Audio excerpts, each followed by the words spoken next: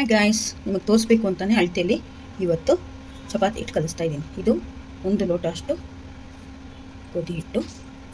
ಇದು 350 ml ಹಿಡಿಸುತ್ತೆ. ಇದರೊಳಗೆ ನೀರಾದರೆ ಇದಕ್ಕೆ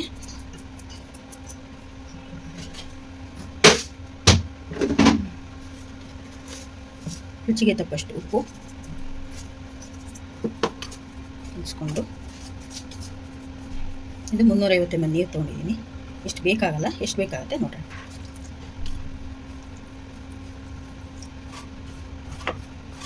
ಸ್ವಲ್ಪನೇ ಹಾಕಿ ಕಲಿಸ್ಕೊಳ್ಳಿ.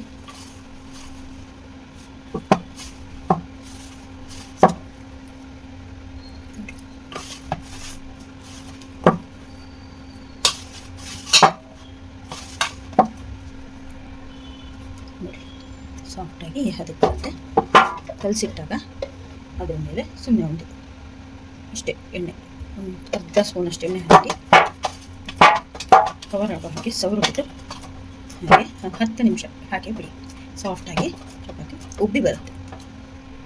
ಇದಕ್ಕೆ ನೀರು ಎಷ್ಟು ಖರ್ಚಾಗಿದೆ ನೋಡಿ. ಇದರಲ್ಲಿ 100 ಗ್ರಾಮಷ್ಟು ನೀರು, 100 ml 100 ml ನೀರು ಖರ್ಚಾಗಿದೆ. ಇಷ್ಟೇ.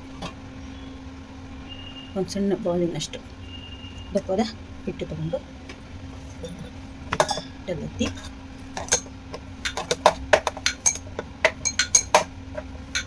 ನಮ್ಮ ಮನೆಗಳಲ್ಲಿ ಹೀಗೆ ಮಾಡೋದು. ಇದಕ್ಕೆ ಒಂದು ಸಣ್ಣ ಇಷ್ಟೇ ಎಣ್ಣೆ ಸೌರಿ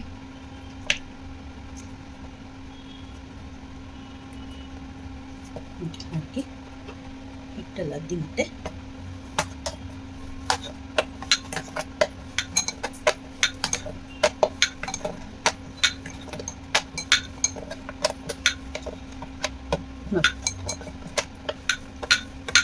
ಹದವಾಗಿ ಒತ್ತಬೇಕು. ತುಂಬ ಪ್ರೆಷರ್ ಕೊಟ್ಟು ಒತ್ತಬೇಕು.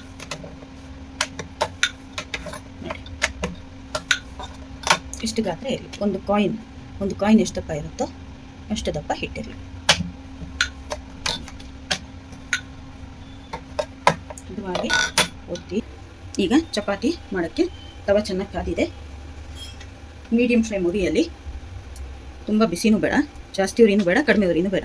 ಮೀಡಿಯಮ್ ಫ್ಲೇಮಲ್ಲಿ ತವ ಕಾದ್ಮೇಲೆ ಚೆನ್ನಾಗಿ ಈಗ ಚಪಾತಿ ಹಾಕಿ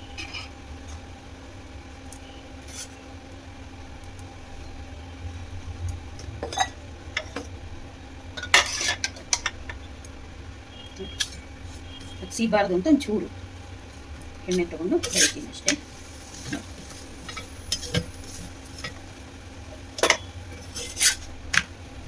ನೋಡಿ ಹೇಗೆ ಉಬ್ಬು ಬರ್ತಾ ಇದೆ ನೋಡಿ.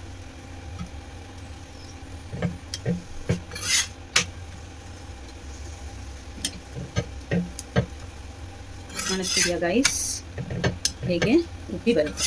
ಮೊದಲನೇ ಚಪಾತಿ ಯಾವಾಗಲೂ ಹೀಗೆ ಬರೋದು. ಚೆನ್ನಾಗಿ ತವ ಪಳಗ್ತಾ ಚೆನ್ನಾಗಿ ಬರುತ್ತೆ.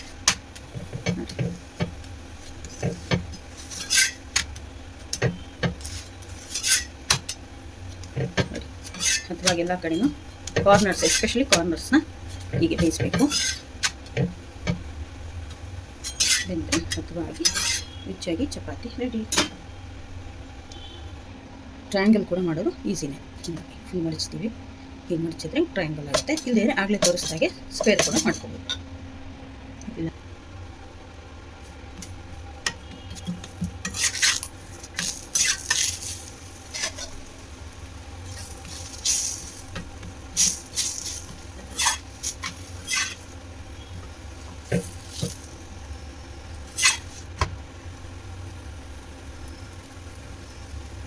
ನೋಡಿ ಹೇಗೆ ಉಬ್ಬಿ ಬರ್ತಾ ಇದೆ.